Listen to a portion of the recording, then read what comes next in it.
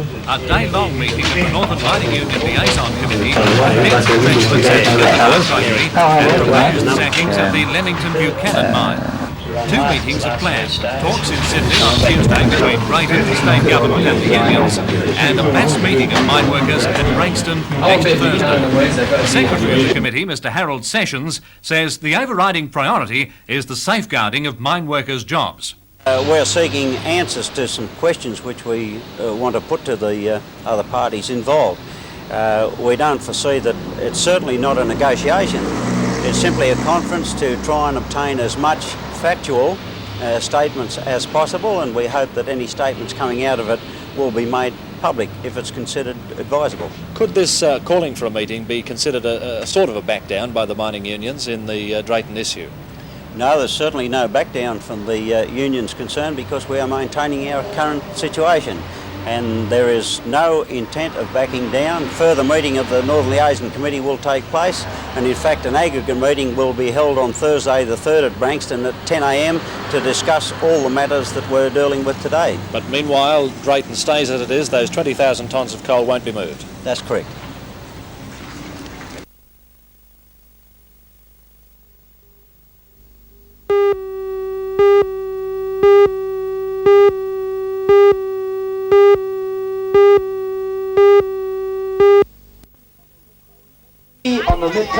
There's nothing like a beauty contest to attract crowds, and today's lineup of smiling faces at Redhead Beach enticed hundreds of keen onlookers.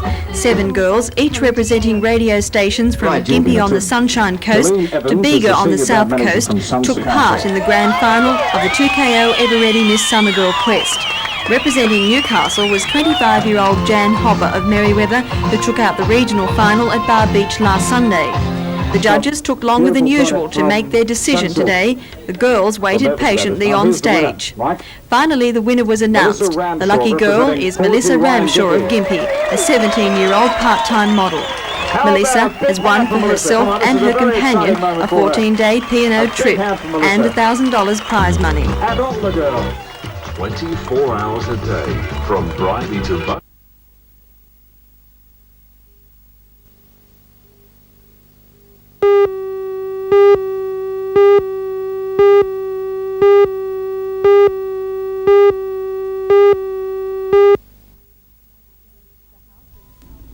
The house in Talga Road, Greta, was burnt to the ground in the fire which broke out at about 6:30 this morning. Police have not released the names of the owners and their 5 children who lost everything in the blaze. The owners were out of the area when the fire destroyed their home last night, and it was some time today before police were able to contact them to tell them of their tragic loss. This is what they'll return home to tonight. The alarm was raised by a neighbour, but by the time fire units arrived to the property, which is a fair distance from town, the house was ablaze and nothing could be done to save it or anything inside.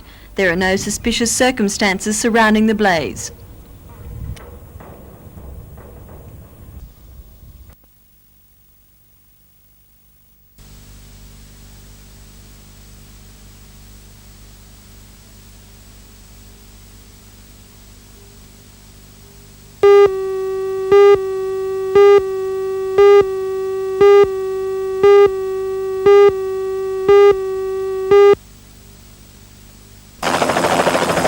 The young girl, Amanda Louise Coffey of Muswellbrook, was transferred from Mary War Hospital to Newcastle today by the rescue helicopter. She is suffering suspected spinal injuries, fractured ribs and severe lacerations after being hit by a utility while asleep in long grass on a property 20 kilometres south of Mary War. Police allege that the vehicle was being driven erratically at the time of the accident. The girl's friend, 16-year-old Matthew Cole of Boggabri, also hit by the van, is in a satisfactory condition in Mary War Hospital. Police are searching for the driver of a light-coloured utility.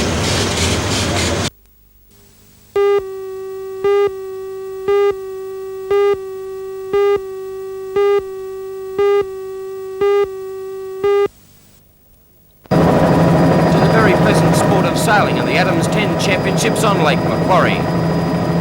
10 was the winner, skippered by Ross Wilson, followed by 4 Sail, skippered by M. Owens, and in third spot was the Bird, skippered by Graham Carlier. Excellent conditions prevailed on Lake Macquarie today for sailing. across the bay at Toronto, the State 505 titles have been conducted this weekend. And the overall honours have gone to Macquarie, skippered by Gary Brunage from the Toronto club. He was followed by Zawadi, Adios and Wild Honey, while the handicap winner was Mystique Ripple. Going on Action here at plenty at the Motordrome last night, with an horrendous accident in the sidecars. The rear of the field here is Mark Trelaw. Down the straightaway they go, and Pinfold appears to have corrected something since... Oh, there's trouble here! There's trouble here! Hughes is Certainly down. breed 'em tough So out are there. the Trelaws. Kathy Lamont was too strong for Lee Pasterfield in the women's final of the County of Northumberland Tennis Championships at District Park.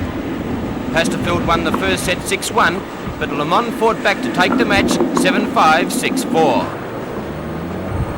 In this exchange, Pasterfield hits a good forehand for a winner.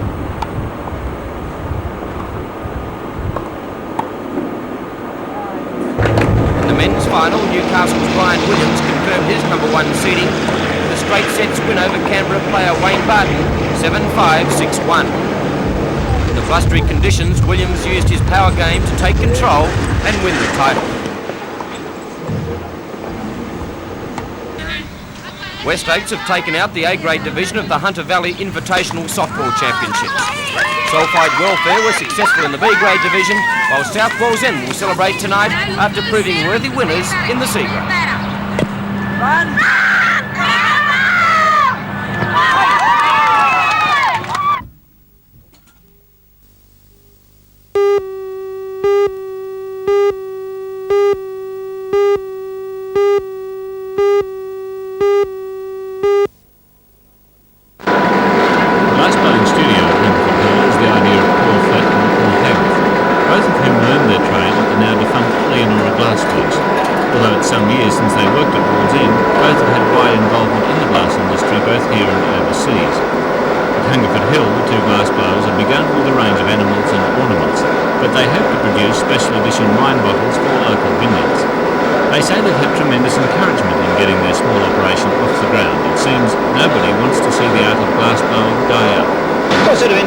From people when they come in and see you blowing glass? Are they surprised to see the technique? A lot of people ask you what it's made out of, and they don't realise that it's molten hot sand.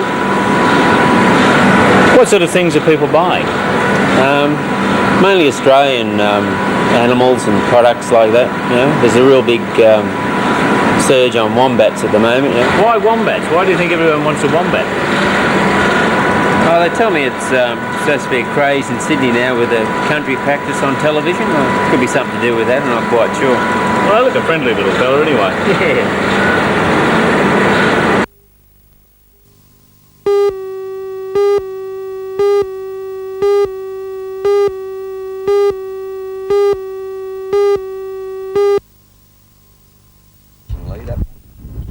That was the only organisation going. Singles there and the pairs there. They're the New South Wales badges. We won our Club 4s in February last year. Yeah, and now the weekend, the New South Wales singles for blind bowlers, a marvellous result. And I also won the pairs. But I have declined to represent New South Wales owing to health reasons. How very difficult it must be. We can't imagine. Tell us about how you go about it. Well, you rely on your caller to give you the length and the grass and what hand to play. Depends on the conditions of the weather. And once you get that information from him, it's up to you to use that information to deliver the bowl. I guess then make an adjustment the next bowl that's about to be delivered. Yes, well, usually the caller makes if there's an adjustment to be made, he does either goes out a little bit wider or a little bit narrower for the grass. But he does tell you if it's so many feet over or you're short or whatever it may be, and you've got to adjust that yourself. Keith, how long have you been blind? All your life? Or No, just on 24 years.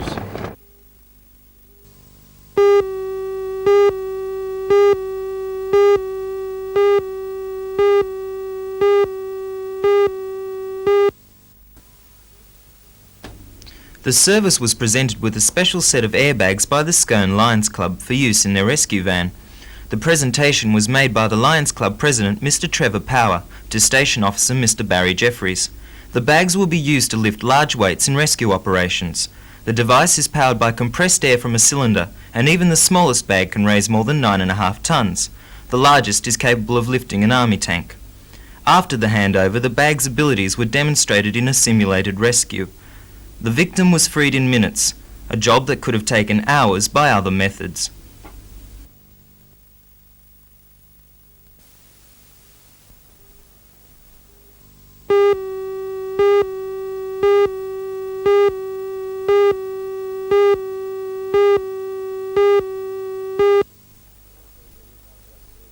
Naturally, the Newcastle Rugby League will be very disappointed with that attitude, if it is the attitude of this particular club. I don't believe it is. Have you gone to any steps to check that out, in fact? Well, this morning I have, and I have been assured by the President of the Maitland Rugby League that that may be the view of a particular gentleman, not so of the actual club itself. What will happen from now on as regards the Maitland players? Can you tell us anything about that? Well, that'll be a decision made by the directors. They meet on Monday night, and the matter will be dealt with by the Board of Directors, and it's the way it should be dealt with. Would you like to predict anything? No, not at this stage. Where are we in the rep campaign then, Graham? It's going very well. The Newcastle Rugby League is very happy with the attitude of, up till now, of the clubs and the players. We're very impressed with the way the team's progressing. The squad will be cut down next week to 20 players before we go down to Manly, so maybe there won't be 6 out of the Maitland side on Saturday night, whatever happens, because they all may not make the team that goes to Manly.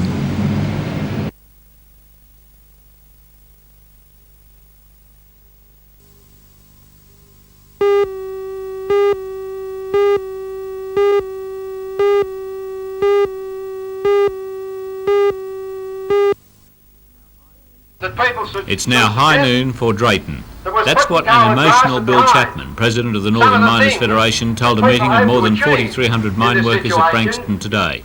Mr Chapman and other union officials poured out their contempt for fellow unionists, members of the FEDFA, who have mined coal at the Drayton project. The contracts would have been stated that they're mining, they're removing overburden, they're mining, they're doing other things that they'd normally do anyway.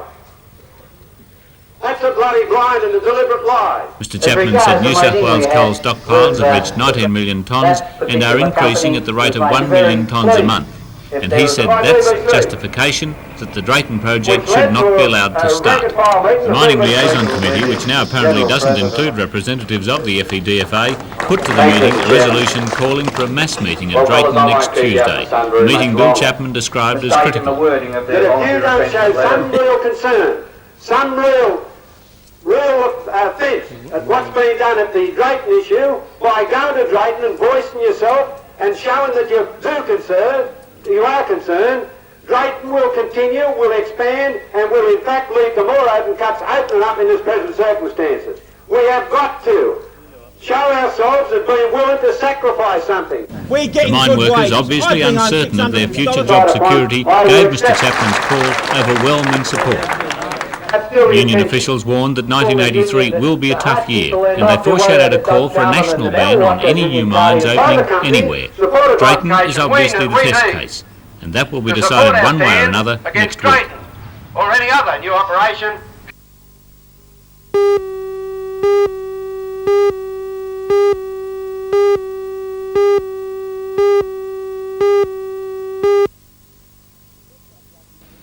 Cessnock Rugby League Club under new coach Neil Pringle are boasting in excess of 70 at training this year. They open their season tomorrow night against the Cronulla Sutherland Sharks from Sydney at the Cessnock Sports Ground. The Sharks, in the news lately over internal financial troubles, will field their top players in an effort to silence their critics on the field of play. Dane Sorensen, Roland Beckett, Peter McNamara, Paul Merlot, Gavin Miller, Kurt Sorensen, Perry Haddock, Ian Forrest, Greg Mullane, Chris Gardner, Jim C, Terry Murphy, Mick Mullane and George Morocco will be in the top side that can expect a warm welcome from the Goannas. Terry Fernley, who was to coach the Cessnock side in 1981, is now in charge of the Sydney side. It should be a great game.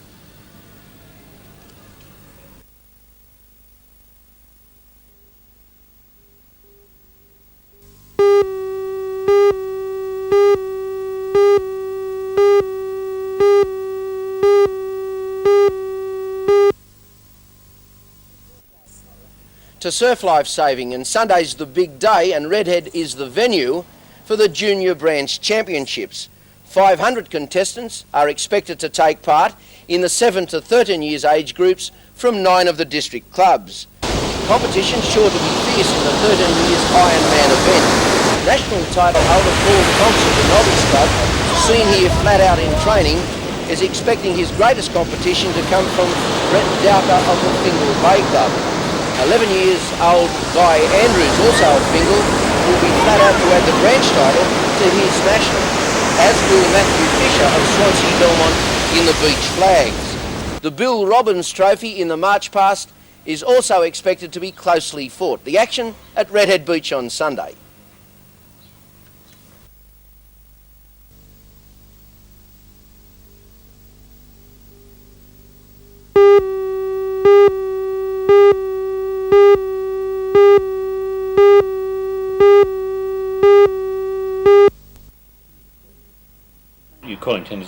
The plan to stimulate the housing industry was announced in December. Private developers were invited to submit to the Housing Commission projects they'd like to sell, and there was a big response by developers who'd received building approval but had shelved projects because of high interest rates and other factors. The response delighted the Housing Commission, and in the next few weeks the Commission will finalise agreements on about 200 projects in the Hunter. The projects that came in will provide a great diversification of units, will provide accommodation for the elderly as well as the family, and in locations where they'll be able to they'll have health, medical and transport and education facilities readily available.